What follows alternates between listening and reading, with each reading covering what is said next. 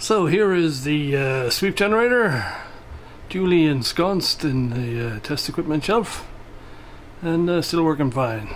Today's project is the M-Audio AV40. This is the speakers I've had connected, I think, to my iMac for 7-8 years probably. Anyway, recently they started to drop out. I'd lose one channel, then I'd lose another channel. And so normally when I'd lose a channel, if I switched it off and switched it on again, it would come back.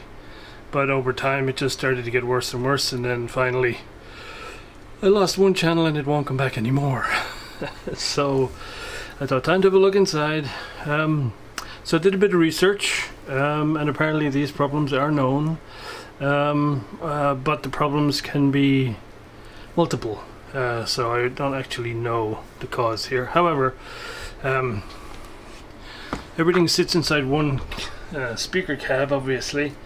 This is the mains part of it, and this is the amp, and it all sits inside this cab. And it's sealed, there's no ventilation, so plenty of heat in here. So on inspection, what the research online says is really there's, apart from the regular problems of like capacitors and stuff and power supply, there's also problems with these connectors because of the heat. So the other thing I did notice is, let's see if I can show it to you.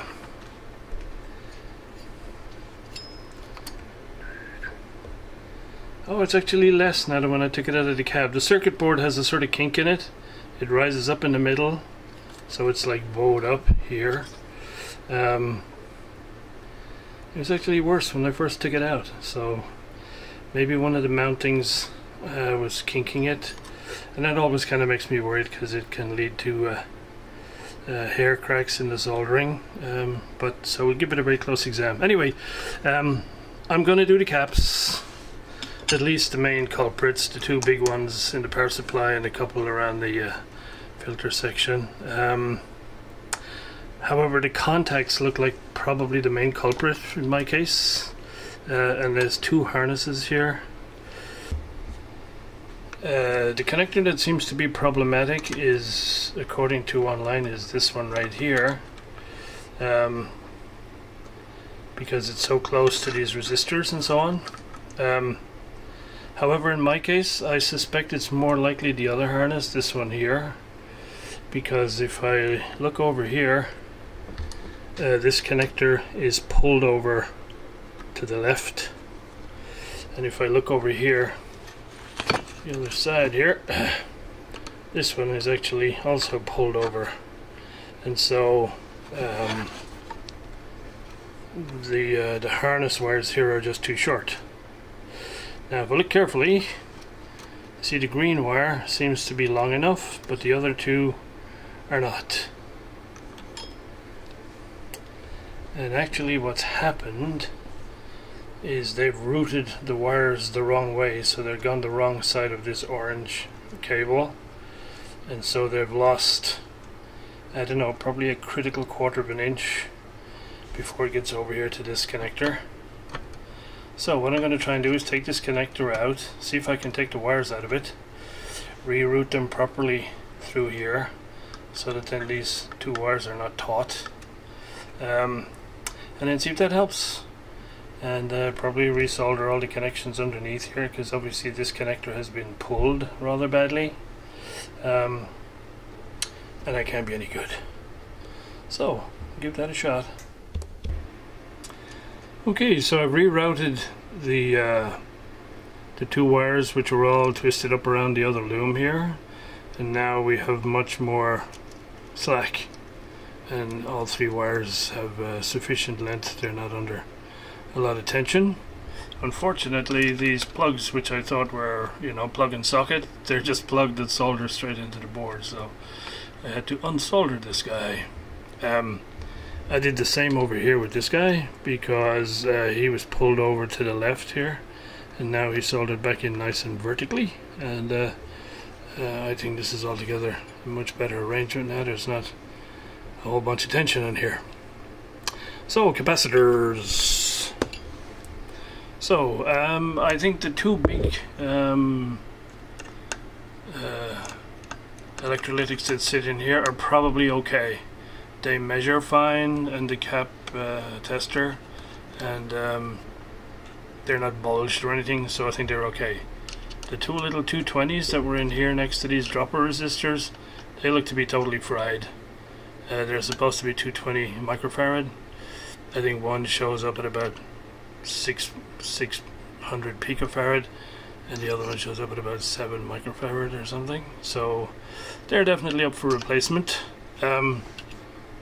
So the last ones I decided to have a look at are just after the choke. These are both non-polarized capacitors. These two little guys right here. And so one is 12 microfarads and one is 4.7. They both measure fine. So when I go ordering up the other ones here, if I have any difficulty with these, I'll just put the originals back in, because I'm pretty sure it's these couple of 220s here that are my culprits. But we'll replace the big ones as well, assuming I can get them to be small enough, because there's no space in here. Everything has to be the right size or she won't go back together. Okay, order up components, and more to come when they arrive.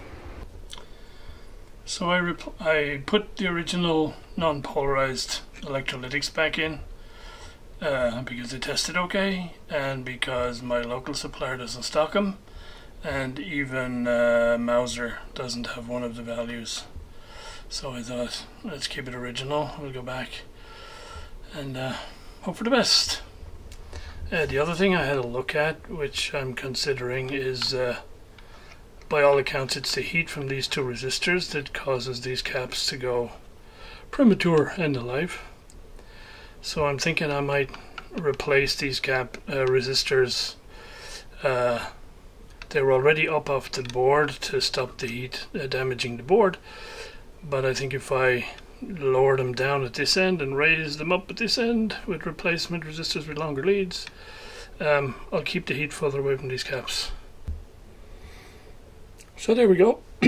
Hopefully that'll keep much of the heat away from the those little baby electrolytics, and will help them last a little bit longer. Okay, so caps replaced. So these two guys and these two guys replaced. Resistors lifted up out of the way, so hopefully they're not going to heat these little caps as much in the future. These electrolytics are ever so slightly taller than the originals, but I think I have enough room. We should be okay. Right, get it back in the box. So here is the module put back together. And you can see there's not a lot of airspace in here, because this is going to go into a sealed box, which barely, as I said, there's just minimum room all around. And of course the source of heat is at the bottom, so the heat all goes up through the whole thing. I guess they're kind of constrained because the base port has to be where the base port is, and so, as in all designs, it's a compromise. Well, this one's not going to be easy. After I put it all back together, it runs for about 5 or 6 minutes, and then I lose the left channel. So we have the right, and we have nothing coming out of here. So back to the drawing board, and I'm going to have to rig up some sort of a cabling extension, because there's no way you can work on this thing when it's all hooked up. And I have a feeling I'll have to get the old spray coolant out and see if we can find out what causes it to die after 5 or 6 minutes. Right, a little bit more drastic now. So I've extended the speaker leads, the 2 woofer and 2 tweeter leads here. To connect the volume control and all that stuff, I had to take the front panel off the speaker cap, which luckily it just screws onto the front. because these controls here on either side, they're how can I put it, they melt the plastic to hold them in, and so that was going to be messy taking them out. Yeah, so we're going to see if I can reproduce the fault when it's out here, because if it's that temperature related, it might be fine now because it's got lots of ventilation out here. So we shall see. Report back later. Well guys, it's a case of sod's law here. As I had feared, this thing has been playing like solidly for an hour out of the cab.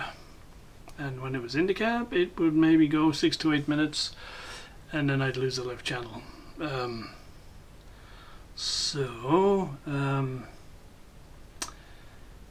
It might be some of these cables that are all under tension, because everything is all sort of stretched out a bit when it's in the cab, or it's just not getting hot enough when it's out here and it has free air circulation. So I might try putting it all back in the cab with all these extra cables on there so nothing is under tension anymore, or cover this up with some sort of a box or something to contain the air, see if I can get it to heat up, or use a heat gun on it. So here we are the next day, and yeah, a little frustrating, this one. So I put everything back into the cab here. I haven't screwed the front back on since it's just a test, and the thing has been running just fine for hours. So it would die within about 6 to 8 minutes every time before. All I really did was take it out of the cabinet, resolder all those extension wires on it.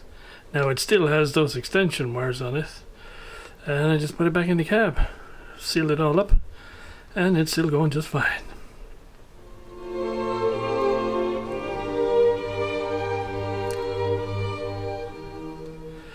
So I think what I'll do here is I'll just keep soak testing it. So probably tomorrow I'll screw the thing back together properly, and then I'll just leave it run probably over the entire weekend. And if it's still going solid, we'll put it back in its proper place and see how we go. Have we defeated entropy or not?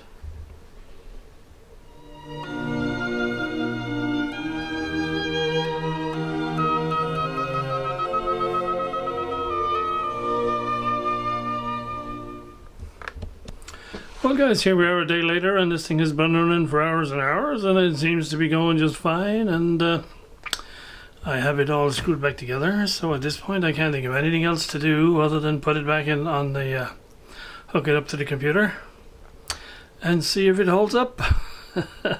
I really hate it when you get these intermittent faults that it isn't a clear cause and effect type project, because you just think it's gonna come back, I'll be doing this again. Anyway, hopefully not. So I'm going to wrap it here. Hope you found it at least interesting. If nothing else, those of you who have one of these AV40s, at least you know what it looks like inside, and you have a bit of a better idea of how to take it apart and mess with it. And so yeah, hope it was even a little bit interesting. Talk to you guys later. Bye.